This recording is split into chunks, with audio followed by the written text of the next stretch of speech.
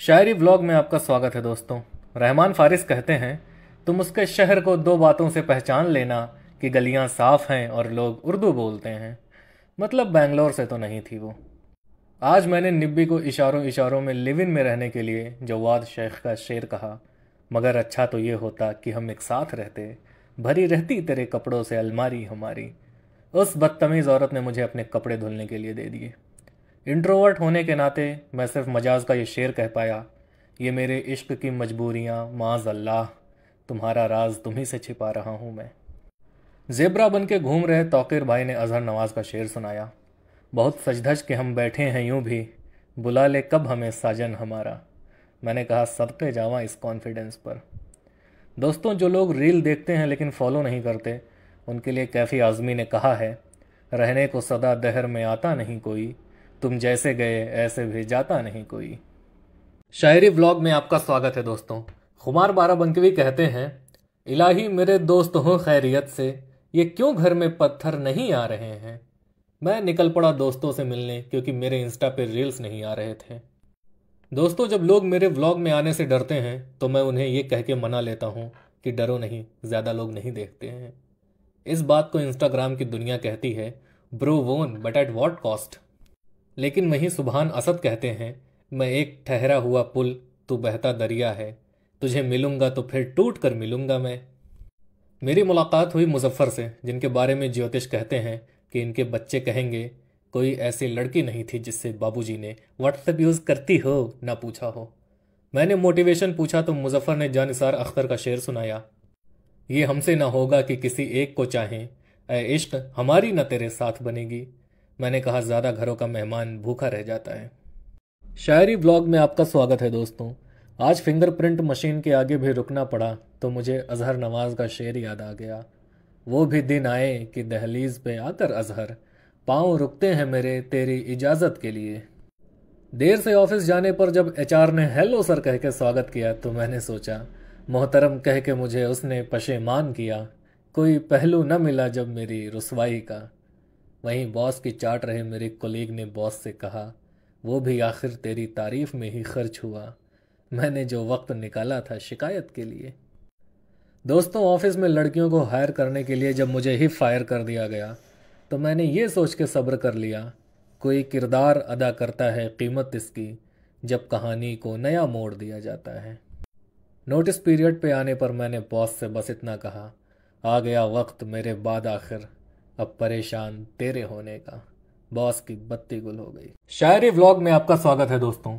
Netflix से Microsoft teams तक के सफ़र को फैज़ अहमद फैज़ कुछ इस तरह बताते हैं, दुनिया ने तेरी याद से बेगाना कर दिया, तुझसे भी दिल फरेब है गम रोज़गार के।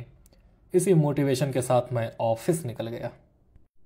आज एंजल शनाया के मैसेज पर तौकीर भाई मुस्कुराने लगे तो मैंने अहमद मुश्ताक को याद किया, नए दीवानों को देखें तो खुशी होती है, हम भी ऐसे ही थे जब आए थे वीराने में। हालांकि इस बात को रतिशंकर शुक्ला बहुत आसान लफ्ज़ों में कहते हैं, हम भी गए थे तुम भी जाओगे।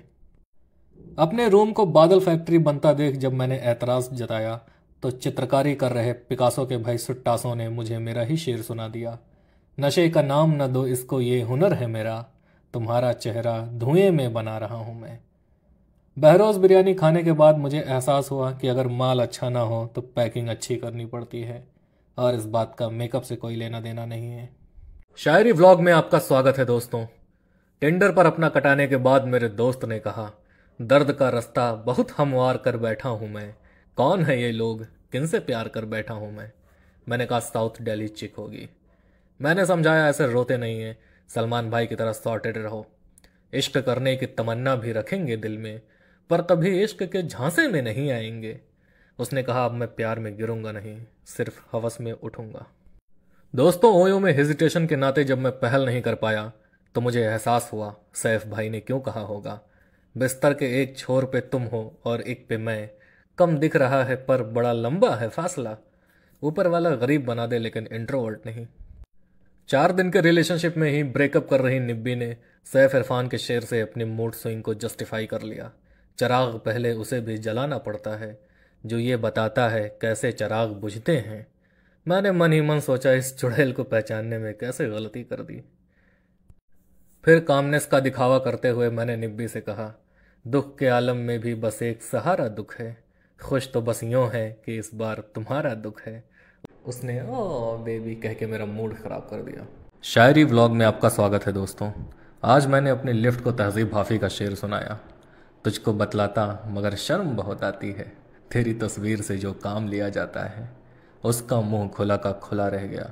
मैंने कहा बंद करो वरना कोई घुस जाएगा। विपुल कुमार कहते हैं, जल्द आए जिन्हें सीने से लगाना है मुझे, फिर बदन और कहीं काम में लाना है मुझे। यही सोच के मैं डेट पे निकल गया। दोस्तों, पिज्ज़ा के नाम पे तंदूरी रोटी खाने के बाद मुझे फिराक गोरखपुरी का शेर याद आया।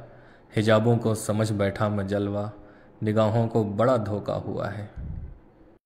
खूबसूरती की गलतफहमी में जी रही मेरी निब्बी ने परवीन शाकिर का शेर सुनाया। हुस्न के समझने को उम्र चाहिए जाना, दो घड़ी की चाहत में लड़कियां नहीं खुलती। मैंने कहा पान थोक के ऐसा नेल पेंट कर सकता हूं मैं। पता नहीं क्यों अब वो फ़ोन नहीं उठा रही है। शायरी व्लॉग में आपका स्वागत है दोस्तों। आज मैंने देखा सेलो ग्रीपर का गैर बिरादरी में चक्कर चल रहा था। मैंने उसे मजाज के शेर से ब्लैकमेल किया। दफन कर सकता हूँ सीने में तुम्हारे राज को, और तुम चाहो तो अफसाना बना सकता हूँ मैं। उसकी फट गई, बोला भैया 2-4 गज़लें लिखवा लो, लेकिन ऐसा मत करो, किसी को इंक दिखाने लायक नहीं रह जाऊंगा मैं। कॉफ़ी के नाम पे सर्फ एक्सल का झाग पीने के बाद जॉन एलिया ने कहा, अब क्या फरेब दीजिए और किस को दीजिए, अब क्या फरेब खाइए और किस से खाइए।